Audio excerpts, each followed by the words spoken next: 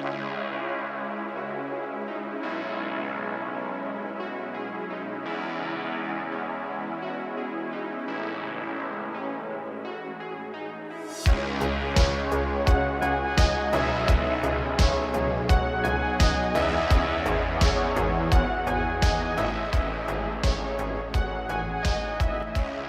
to you from 4,200 feet in the hills of Oregon, it's the voice of Chi-Town, the reddest beard in the high desert, your host of the MOA broadcast, Sam Wilson. All right, folks, we got a great show lined up for you today. All kinds of good info. Let's just jump to the show highlights here before I get ahead of myself. We've got, remember the Wisconsin judge that we've been talking about for the last couple of episodes? She's been all over the national news with the whole, she allegedly tried to help an immigrant escape, an illegal escape when ICE was there. It was a whole mess. She's back in court.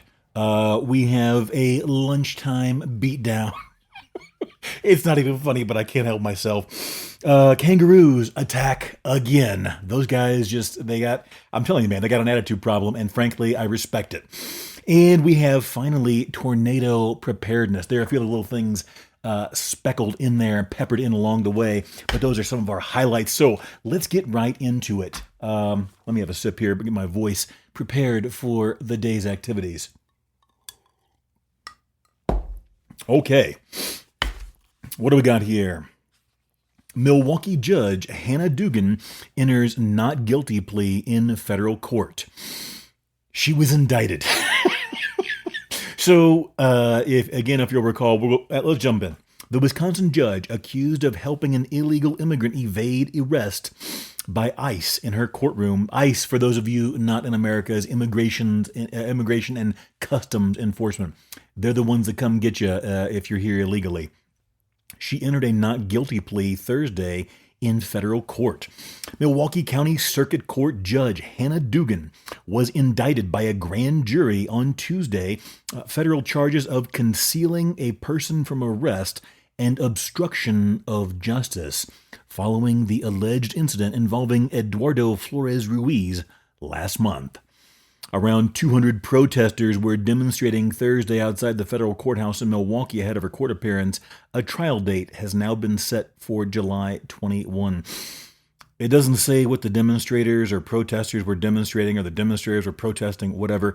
I have no idea, although I will say if you're in America right now, there is this insane rift with people, and we're not going to get political or dig too deep into this because it's a very polarizing issue for some people. I don't know why. It's pretty cut and dry for the most part, but there is a big rift right now between people that don't want to deport people that are here illegally, especially those that have committed crimes in addition to entering the country illegally, which is illegal. So it's a mess, and those who want to get rid of a lot. There were millions of illegal immigrants that have crossed the border and have entered the United States illegally in the last couple of years. It's a mess. A lot of people don't experience this because they don't live close to the border. But if you talk to people and watch interviews and footage down where border states are and where a lot of the crossings took place, it was insane. The amount of people that were flooding into the U.S. on a daily basis, and little to nothing was being done in a lot of ways, practically, to stop it. It was a mess. So anyway, this judge allegedly, apparently, whatever we want to call it here, according to the indictment and the affidavit we read last week, the ICE showed up to get this guy who had a court date, and she basically kind of let him out. She tried to stall the ICE, it sounded like, allegedly, and then led this guy out a side door, and then he took off. There was a foot chase. They had to chase him almost like a block or two, whatever. It was the length of the courthouse out on the street before they got him. And then he was taken to, last I read, he was in the detention center in Juneau or something like that, awaiting deportation. He may be gone already. Whatever, I don't really care. I never met the guy, so I don't have a dog in that fight. The indictment accused Dugan of falsely, quote-unquote, telling federal officials in April that they needed a warrant to come into her courtroom during a scheduled appearance by Flores Ruiz. That's the guy, an undocumented Mexican national, facing 3 misdemeanor battery charges. So he was already in court for misdemeanor battery charges when ICE decided to pick him up. So the guy couldn't even fly below the radar, it seems. She told this judge allegedly told immigration officers to go to the chief judge's office to get a warrant, and then escorted Flores Ruiz through a side door to evade federal agents. The complaint alleges. He was then arrested, Flores Ruiz, after a foot chase. If found guilty of both charges, she could face up to 6 years in prison and up to $350,000 in fines. Well, good luck. Just like that lady in New York, the AG there, Tish James or Letitia James, whatever her name is. I don't think I would want to be in these people's situation, even if they wind up getting off. This sounds like a mess, whether they did or not. I mean, when you get to the point where you're getting indicted, a grand jury looks at this and says, okay, you can get arrested. Here in the U.S., the way it works, you can get arrested for almost anything. A cop, and it doesn't always happen, or it infrequently happens this way, although it does happen unjustly sometimes. A cop cannot like the way you're walking, and if he really wants to do it, he can arrest you for a number of things, and you're going to go to jail and get processed there, and the charges may get dropped completely, and you walk right out the door, or it may wind up going to a grand jury, and they're like, there's nothing here, there's no evidence, or the DA or the PA may decide they don't want district attorney or prosecuting attorney. They may decide there's nothing here, we don't want to pursue this, let it go, and you walk.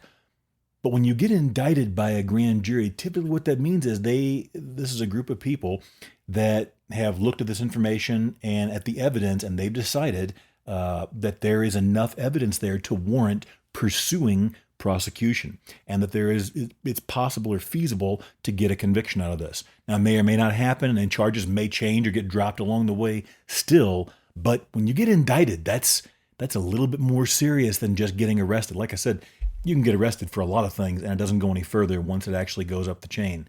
But when you get indicted, that's a little bit more serious. So whatever she allegedly did or did not do, best of luck on that one. We go to Whittier, California this time. We're going to give New York and Chicago a bit of a break here. We go to Whittier, California. An elderly man was punched in the face. My goodness, what is wrong with these people? By a homeless man in Whittier on Thursday afternoon, in a seemingly unprovoked attack. Now, this story actually took place a little bit ago, but it was tied to a bigger story on what California and the governor there are going to do about homelessness and this massive. Guys, if, again, we're not going to jump into and politicize this, but just the actual facts, the current events, they are under siege right now in parts of California with this homeless population, not in addition to a separate issue from the illegal immigration that is going on. The homelessness is out of control. Now, we got a lot of good stuff to cover, so I'm going to keep it moving here. But anyway, this story took place a little while ago, and it was part of a series of follow-ups on what are they going to do and what is the guy's name is Newsom, the Governor Newsom going to do about the homelessness issue, because some of them get very violent. I've been attacked and had to deal with a number of things in my life with homeless people. I'm not picking on the fact that they're homeless. A number of reasons can lead you to that situation in life. But some of them, for a variety of reasons, a lot of times drugs get involved. And then, of course, you have to support yourself in some fashion, even if it's not a regular job, while you're homeless. And a lot of times that leads to other illegal or illicit activities, things like catalytic converter theft and, selling, recycling cans and selling all kinds of scrap and other things. I've been through and around a number of homeless camps in my life, and they're a hotbed of prostitution, drugs, and other things in many cases, not always. So this poor elderly man was eating his lunch, and he was punched in the face and pummeled with fists as he was enjoying his lunch on the patio of Mimo's Cafe. Without a warning, allegedly, according to the cafe owner, Ramon Arteaga, this is the homeless guy, I'm guessing, he just got up and hit one of my customers in the face with his fists. He was bleeding to the point he was taken to the hospital, and the elderly gentleman now has 4 stitches. So, according to the article and one or two others that I cross-referenced, this was an unprovoked attack. I don't know if the guy asked for a sandwich and the guy wouldn't give it, or if he just felt like, in a couple of encounters I've had with homeless people, one of which turned nasty, I was nearly attacked and it turned into a whole thing just because they didn't like the way I was walking, basically. There was no real offense. They just didn't like, and so things escalated, got a little ugly. Okay, Arteaga said attacks by homeless people seem to be increasing in the area, and hopes that the California Governor Gavin Newsom will help with the problem. Good luck. That was almost a year ago, and I don't know that people would say things have gotten better. The owner, Arteaga, also says attacks by homeless people seem to be increasing in the area. Well, I hope it works out, sir, and I mean that sincerely. We go to South Carolina. Kangaroo attacks. We've covered these a number of times. The kangaroos, they have serious upper body strength. They have strong and thick and sharp claws. If you ever do a search, an image on these kangaroos, they've got some nails almost like a dog on their paws or whatever we call their upper limbs. And they have it's almost like a velociraptor type thing on their feet or whatever they call their feet. I don't know the technical terminology. I didn't bother looking it up. It's not really curved and sharp as much, but it's a long, very large and thick. Obviously, it's going to be tough and durable middle claw. And then they have one on either side of it. So there's 3, I think, give or take. It's been a while since I looked at an image of it. But they can do some damage. But we go to South Carolina. Instead of Australia this time. You probably thought we were going to land down under, but no. This takes place in Horry County, South Carolina. Never heard of that. Horry, Horry County. This comes to us from the Mirror. South Carolina man found beaten to death in suspected kangaroo attack. Now, I'm not laughing at the man. The circumstances on this are bizarre. I read multiple articles, and I couldn't get a real straight answer on what exactly happened. But apparently, I'll read from the article, then we'll kind of jump in here. A 52-year-old man was found dead inside a kangaroo and wallaby enclosure with, quote, multiple blunt force injuries, end quote, at a South Carolina farm just outside of Loris, police said. He was killed in a suspected kangaroo attack after allegedly entering the animal's enclosure to, quote, roughhouse with it.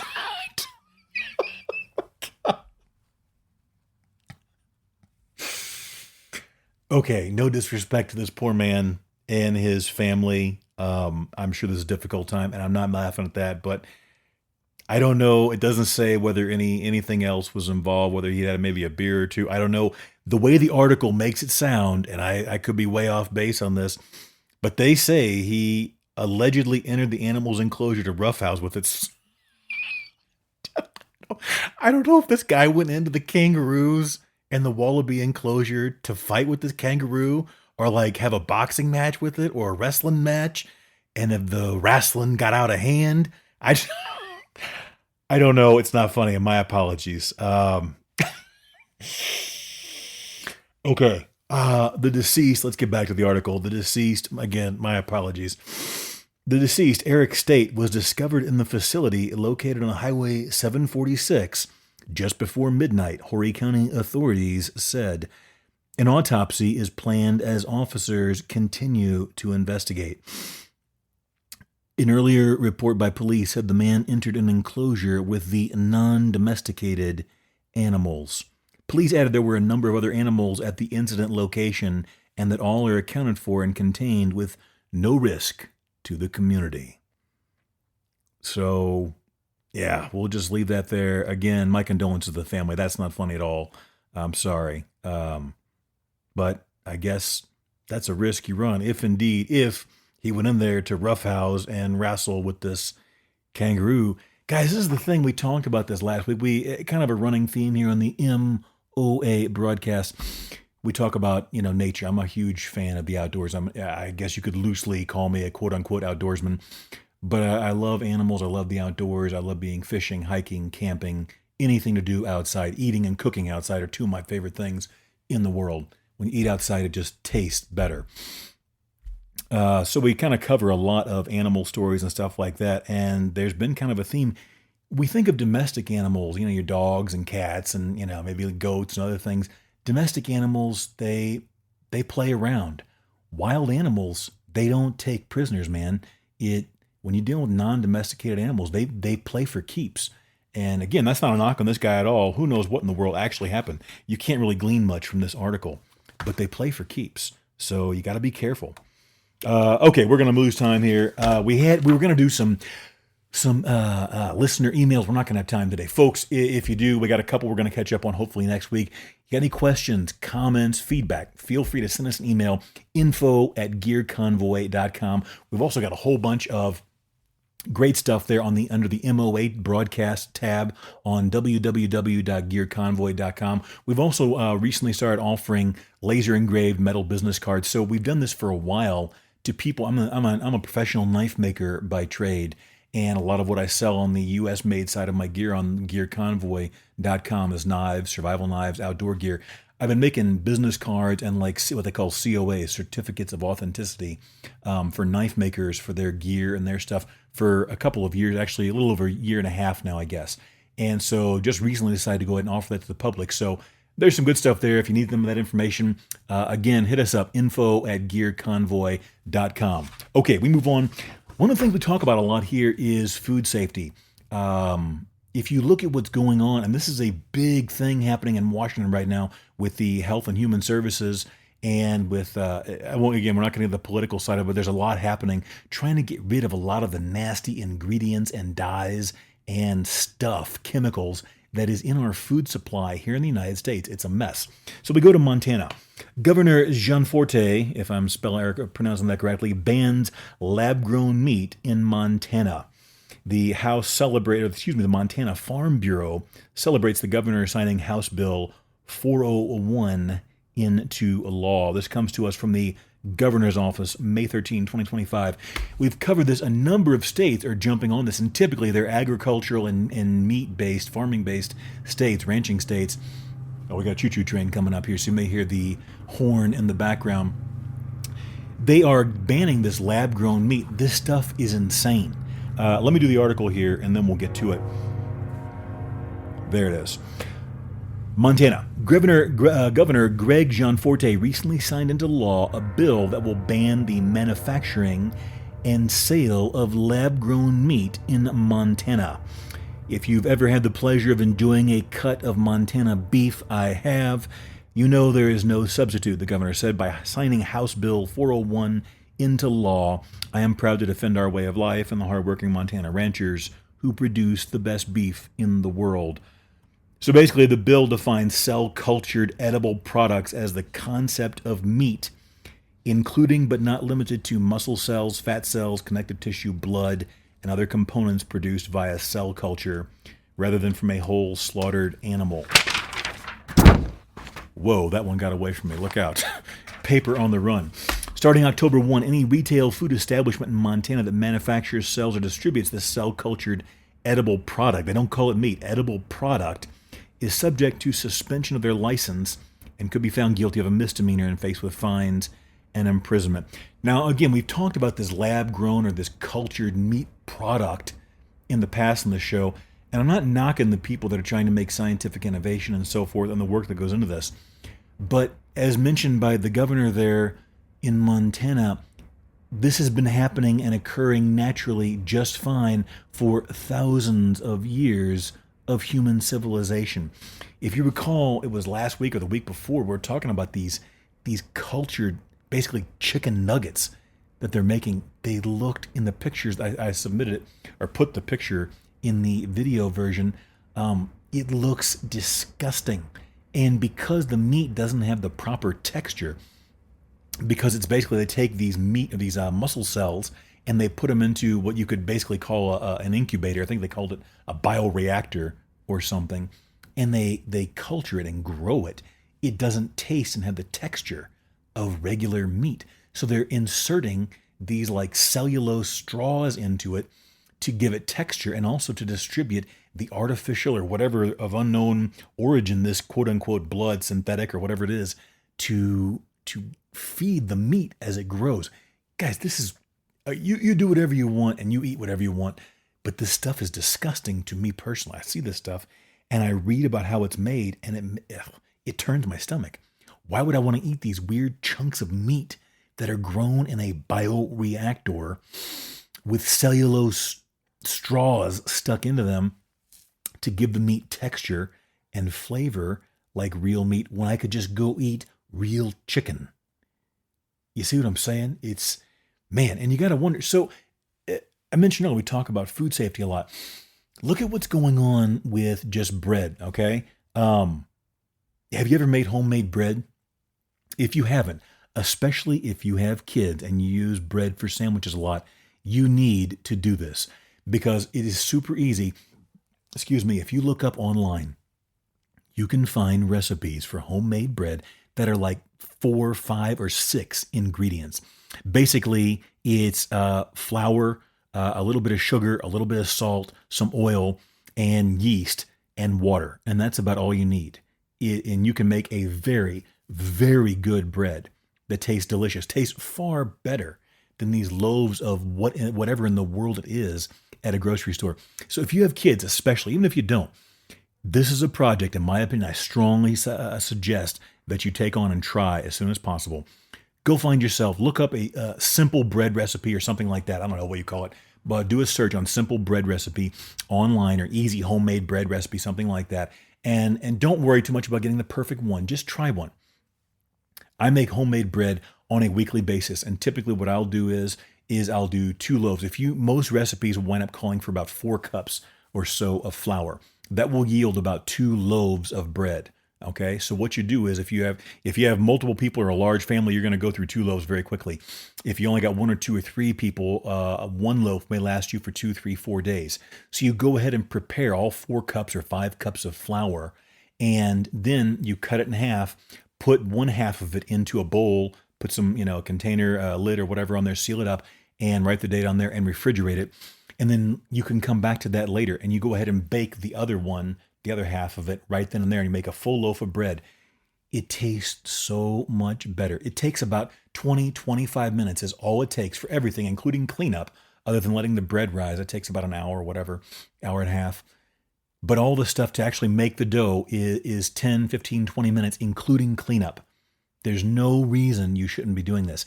Why is it so important? Number one, you're controlling the ingredients. And again, especially if you have kids, you want to be careful what you're putting in their bodies. Now, I'm not trying to be an alarmist and scare you here by saying that regular store-bought bread is poison.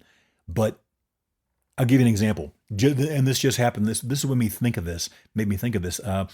I was going through the pantry the other day, and I found a package of hot dog buns that had fallen behind on a couple of boxes where like the rotisserie machine and some other crap was and a cooler or two in the pantry. Now I know I didn't buy those hot dog buns at all this year. In fact, I specifically bought them for a cookout that happened in October of last year. Now the weird thing is this: only like 1 or 1.5 of the buns had mold on it.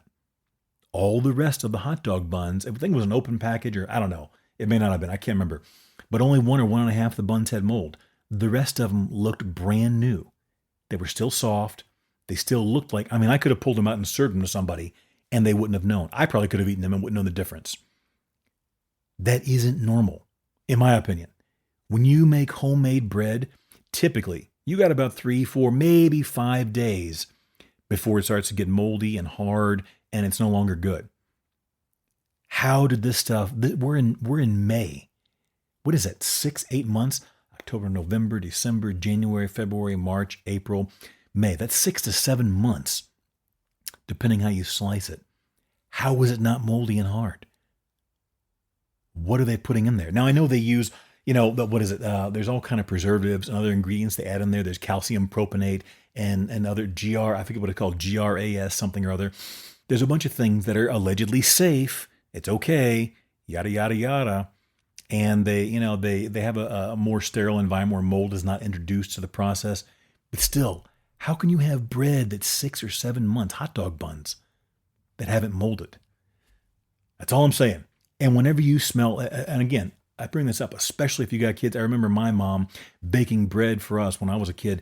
It was an experience, not just seeing her knead the dough and do all this stuff. It is not difficult to do. You combine the ingredients, knead it up, let it sit for a little bit, and then you put it into a pan and you bake it. Basically, let it rise a second time. But it's simple. It tastes so much better. The house smells good, and it tastes, especially when you pull it out of that oven, you slice it and put fresh butter on there. It is unreal. And if you got kids, you want to be careful what you're feeding them. So, again, not my place. You make your own decision. but it is what it is. I highly recommend that. Try it as a family project. If you don't like it, you got to do it again. There are no special ingredients that won't go to use.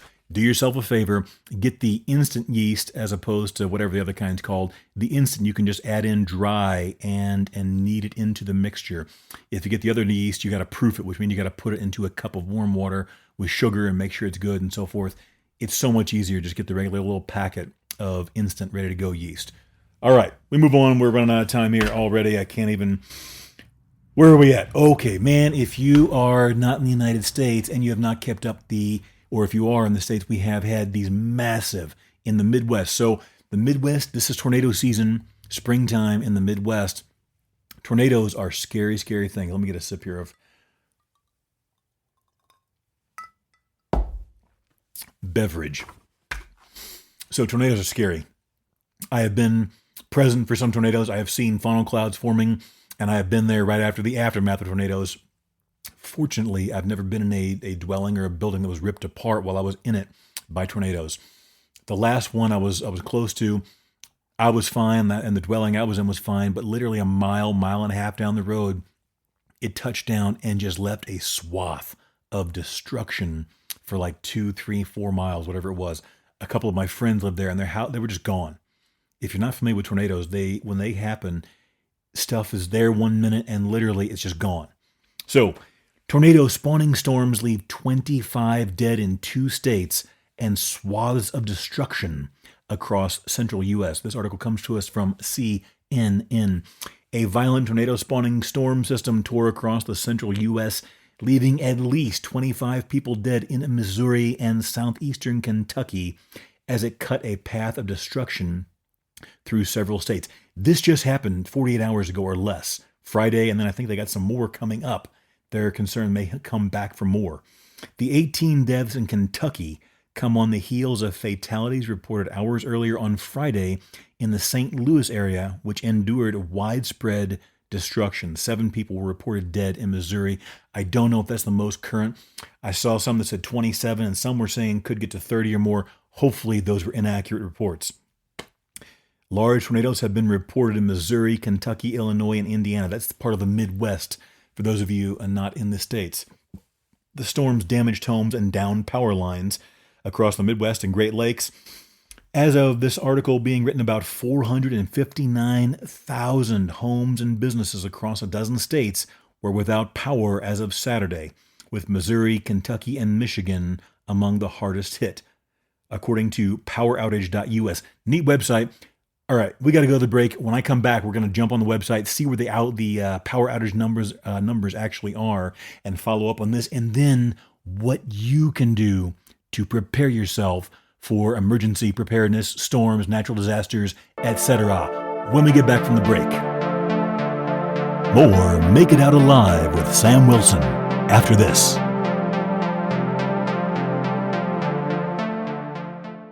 This is Dave. Dave makes the tastiest burritos in town. But nobody knows I exist. I'm serving culinary masterpieces to my mom and a raccoon named Dennis. Then came Jenny. Dave, have you tried radio? Radio, isn't that for traffic reports and late-night alien talk? It's also for thousands of people who don't know you exist. Huh? Yet, radio is affordable, reliable, and it works. Not instant burrito fame, but people start showing up kind of results.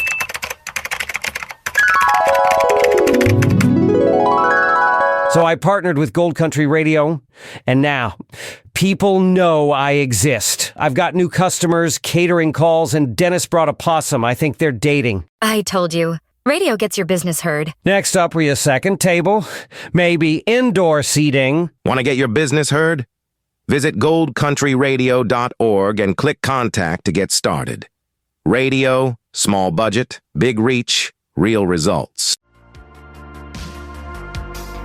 You're listening to the MOA broadcast with Sam Wilson. Will you make it out alive? And we are back from the break. Folks, thanks for joining us. I am your host of the Make It Out Alive broadcast, Sam Wilson. Okay, now when we left this off, we were talking, I gotta, just real quickly while I was taking the break, I had a little snack and I was checking some news and so forth. I am so tired. I hate complaining. I hate whining. Usually I'm the type of person, if you got something negative to say, then it better come with a solution, or it better be, hey, we need to address this, or what are we going to do to fix it? I am so tired of these celebrities, though, thinking that their opinion is so important on news matters. Just go play dress up, put on your makeup and your costumes, and prance around and take your ridiculous amounts of money and be quiet. Nobody, I can't speak for anybody else. I don't want to hear, I don't want to see your political opinions, your religious opinions. You're trying to force this stuff down. I don't care. Go away. Man, I'm sorry. I hate to get negative, but goodness gracious, there were several articles in a row where this celebrity is telling me how to do this, and another celebrity is telling this person and this group and this country how they should behave and who they should support. Just shh, go away. All right. Okay, that's enough of that. Now, we left this on the tornadoes. So there were massive tornadoes. They're at least so far, they've been able to confirm 25 to 27 dead in Kentucky and in Missouri. I'm from Missouri. St. Louis was not far from where I was, not too far anyway. We used to get tornadoes every single spring that they call it tornado season. It was a mess. You hated it. You'd hear, we lived in a very small town, and there would be the alarm bell, going and letting you know. And it was just scary. If you never experienced a tornado, they come out of nowhere, and then like 2 minutes later, it's gone. A lot of times you'll be preceded by thunderstorms and so forth. But whenever the tornado comes rolling through and then it's gone, you may go outside 2 minutes later and it's beautiful. The sun is so bright, the fresh smell, I guess the nitrogen and whatever else being released by the soil, it's amazing.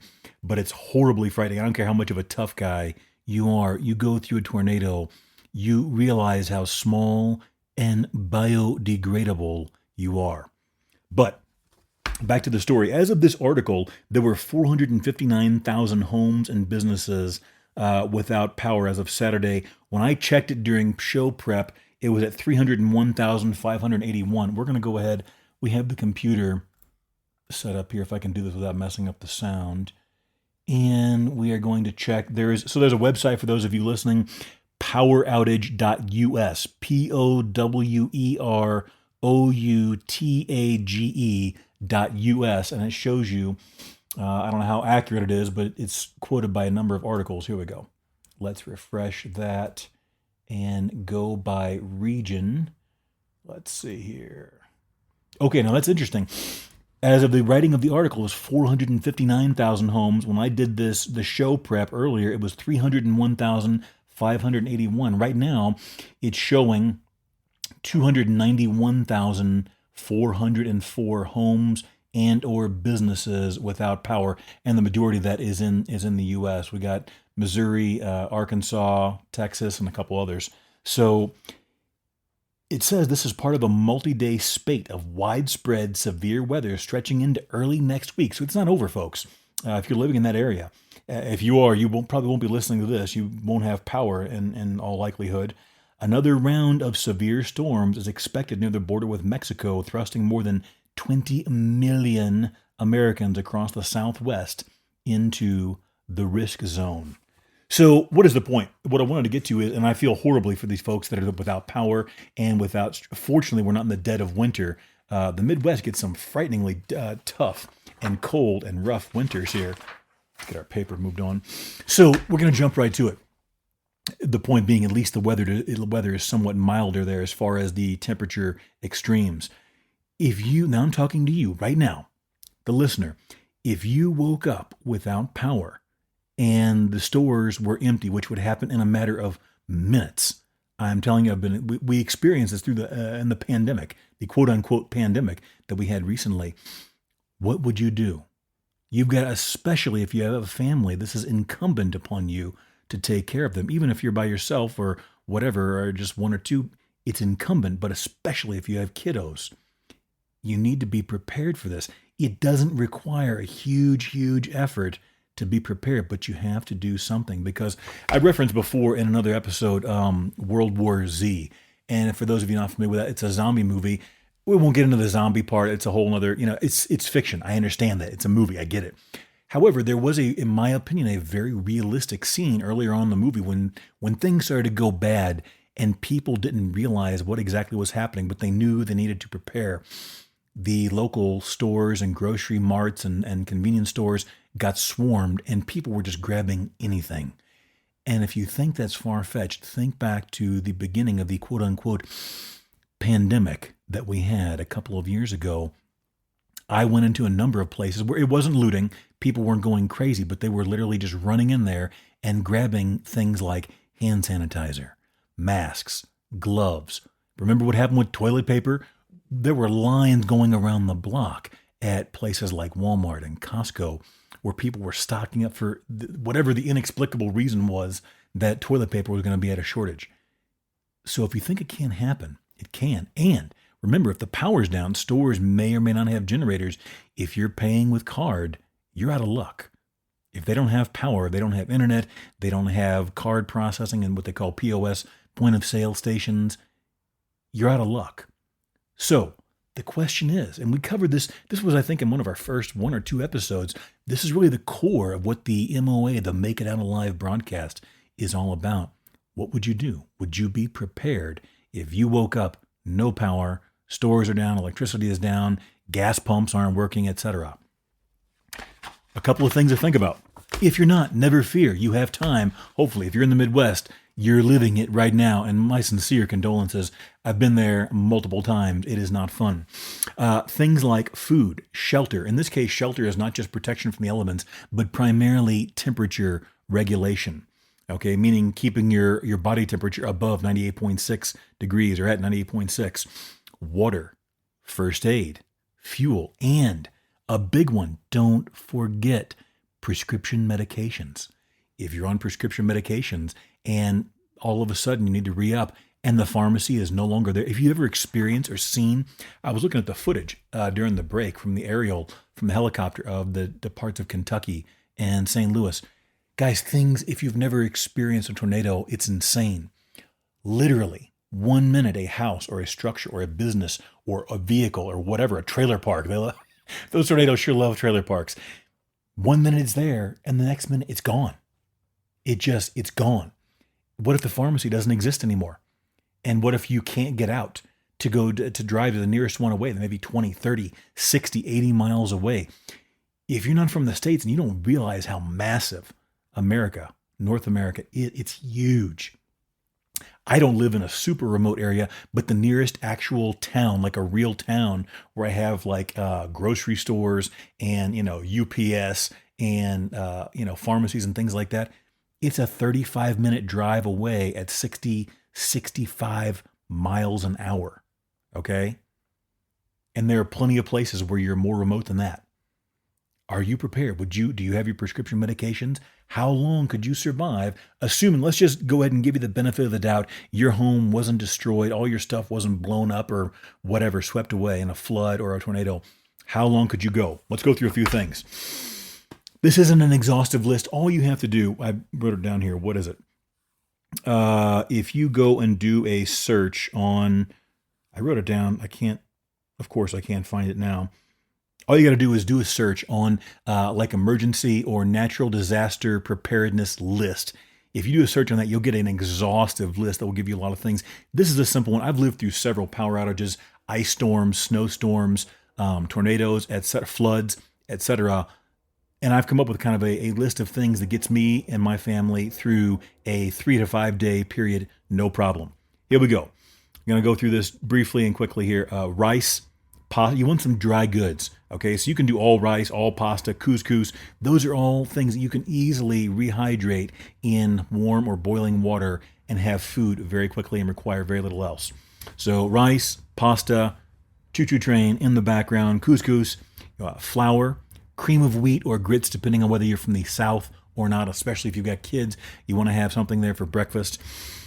Instant potatoes, evaporated milk, salt, sugar, oil, cooking oil of some sort, olive oil, avocado oil, vegetable oil. I prefer avocado, higher temperature, whatever, different story. Beans. Beans can take a while to cook, but you can let them soak for a while, and that can lower the cooking time as well. So you're going to want to, if you've got like dehydrated foods or freeze-dried foods or emergency meals and food, that's going to be fine for a day or so, and then you're going to be sick of that crap, and you're going to want real food. This stuff is super easy. I did a whole episode or two on how to dehydrate things like ground beef and stuff that is shelf-stable, does not require refrigeration or freezing, and it will be good for months. And all you have to do is put it in boiling water for a minute or two and then let it steep for 15 or 20 minutes, and you have amazing meals. So go back, listen to those episodes if you haven't. Yeast, baking soda, and or powder. You can make bread very easily if you still have electricity or generator power.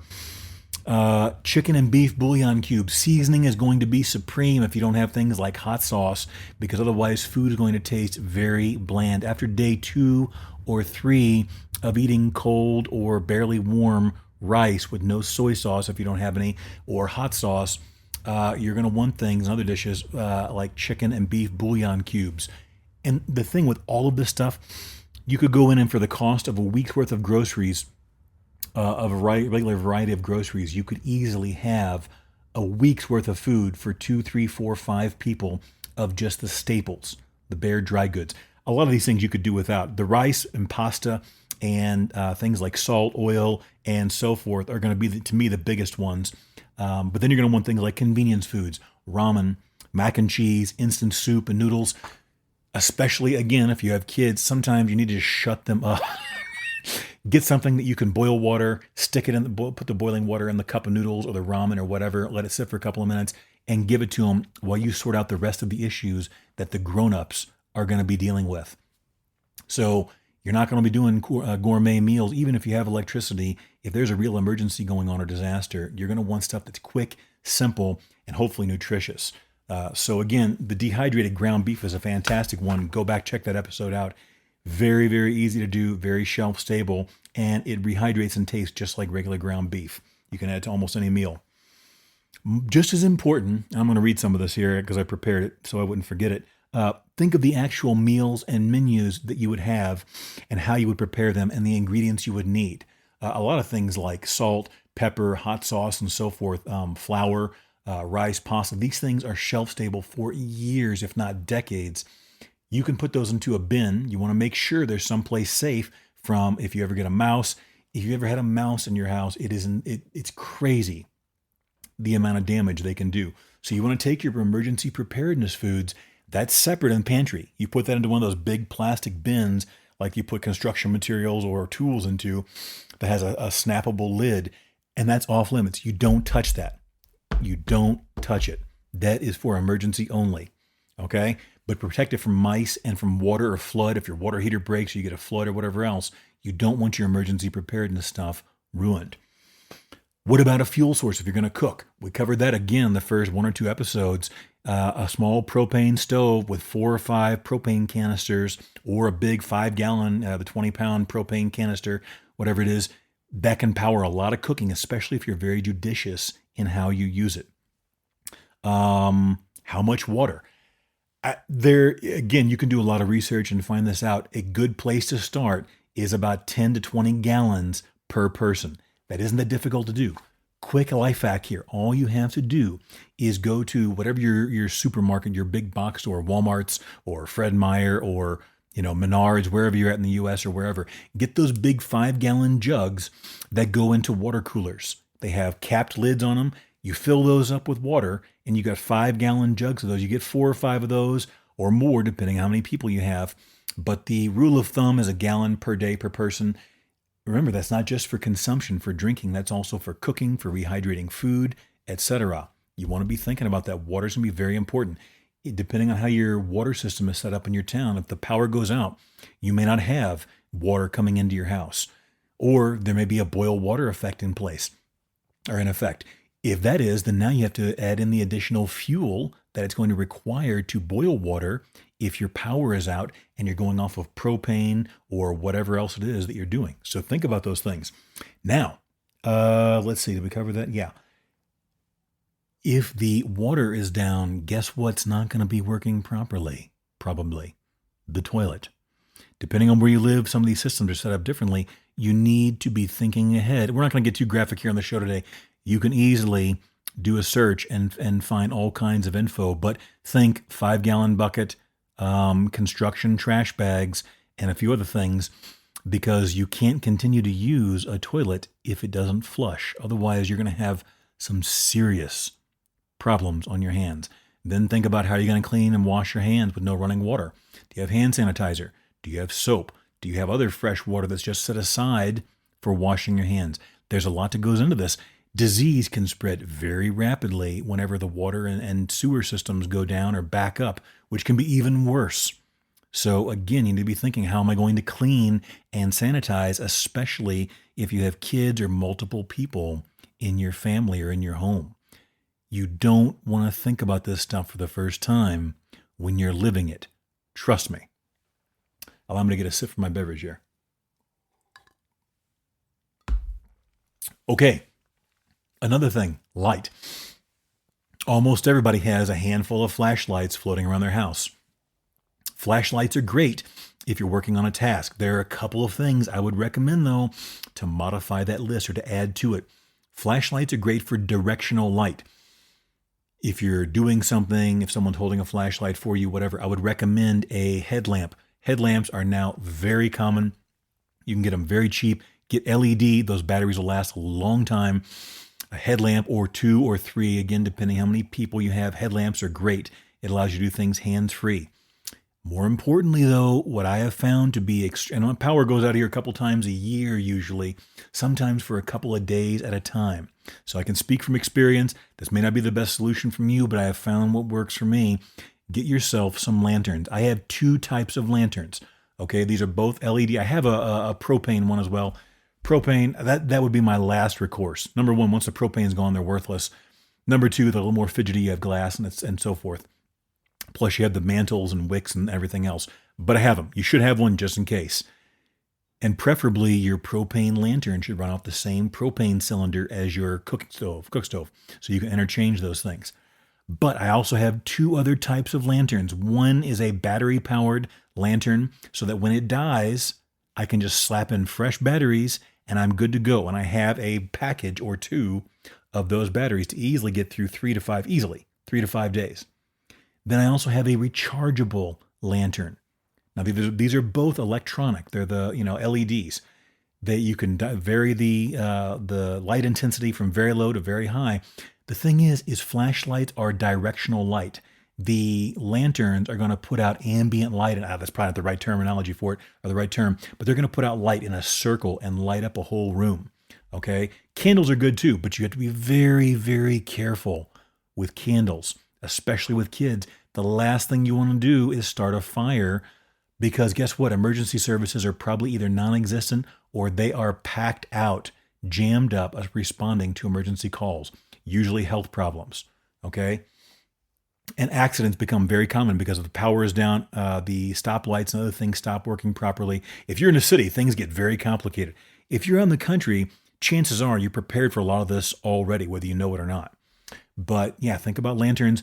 The rechargeable lantern, then I have a power bank that's the one I use first, and I save the battery-powered one for when I actually need it, because you want to have a solar bank where you can recharge your stuff, and or a power cell that will charge up a lot of things like phones, and that will give you potentially internet if the phone system is still, the cell phone systems are still working.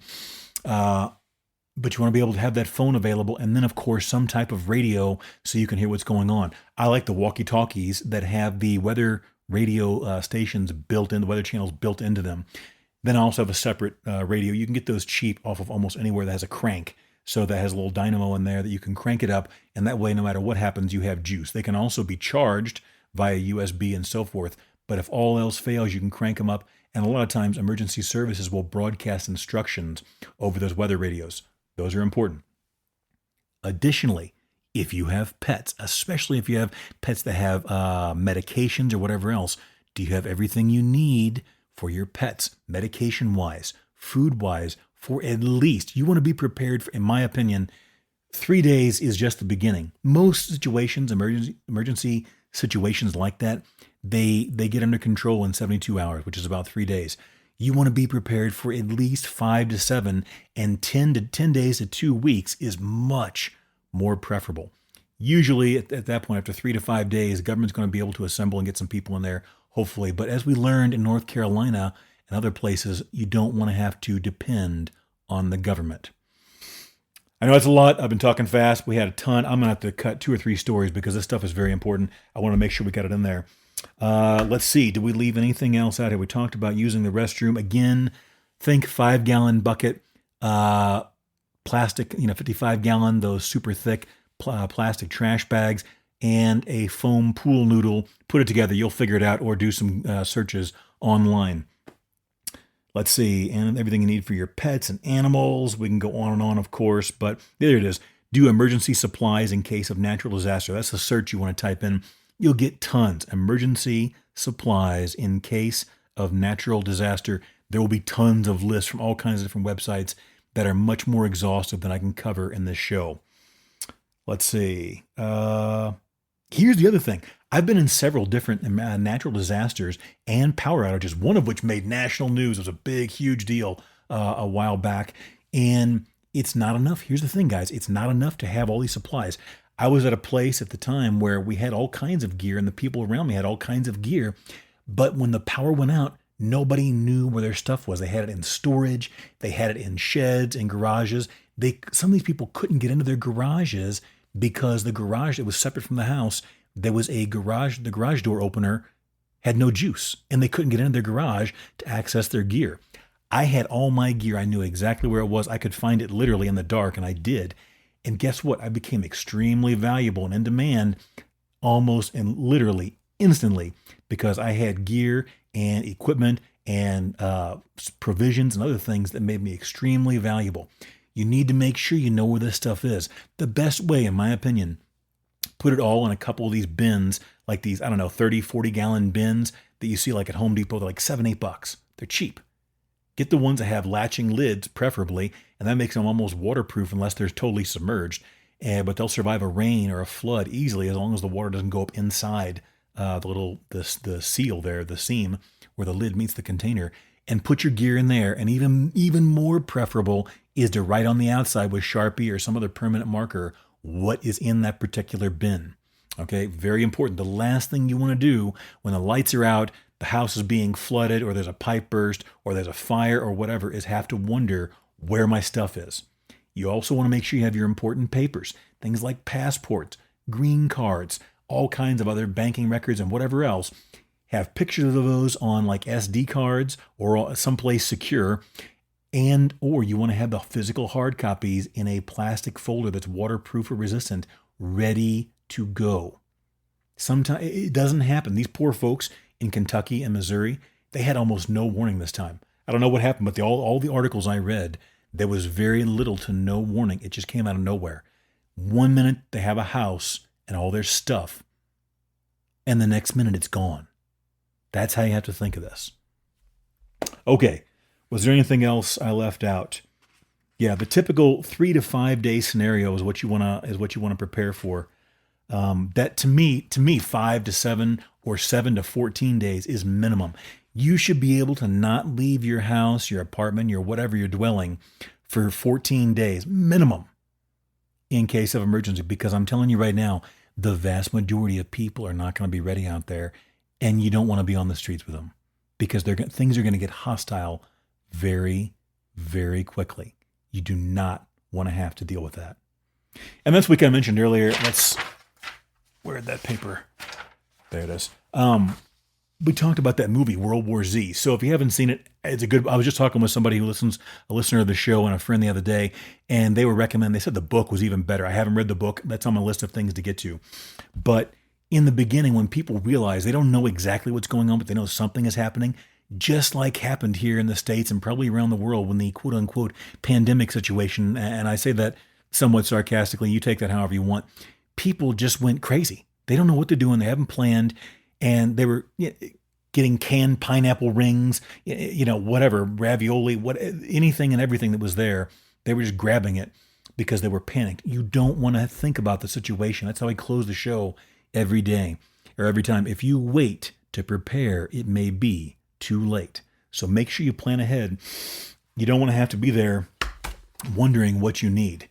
And so we'll leave it there. We got 2-3 stories. I don't have to cut these. I don't have time. We're going to finish up by going to, that's right, Florida. if I can get these papers. For some reason, they're stuck together here. And that's what I wanted to mention. So, guys, we've been doing on a weekly basis. We've been doing, in addition to the MOA broadcast, we've also been doing the true crime episode. If you haven't had a chance to listen to it, they've been turning out really well. Been getting lots of good positive feedback. The last 4 episodes, we've been focused on some of the most savage killers for the Italian mafia. Just to be fair, in another episode or 2, we'll probably switch over to some killers for the Irish mob here in the United States and close out the series like that before we move on to some other true crime stuff. If you haven't checked it out, get it on your Spotify or Apple Podcast subscription, or go to gearconvoy.com and click the MOA tab. There's all kinds of good info there. To wrap it up, though, we go to, that's right, you guessed it, Florida. Our headline, Florida woman escapes storage container she was being held in after brutal assault. Holy smokes. This one comes to us from Fox News. This isn't even funny. This is just insane. A Florida man was apprehended in a wooded area in Washington County after a woman he allegedly assaulted and held in a storage container escaped. Excuse me. David Earl Gibson. Guys, I looked at his picture in the story. He looks even worse than you would imagine. He's allegedly the one that perpetrated this. It's a mess. He looks like what you would think Psycho Florida Man looks like. He didn't have a shirt on in the picture. He's a hot mess. Hopefully he goes away for a long time if indeed he did these things. We'll get to that in a moment. David Earl Gibson, 40, has been arrested on charges of sexual battery, aggravated battery, and false imprisonment, according to Washington County Sheriff's Office. The woman, who has not publicly identified, was severely beaten and needed medical attention when emergency medical services and law enforcement arrived. The sheriff's office said the victim told them that Gibson visited her residence, became irate, and started attacking her. He then allegedly bound and gagged her while he beat her and threatened to kill her.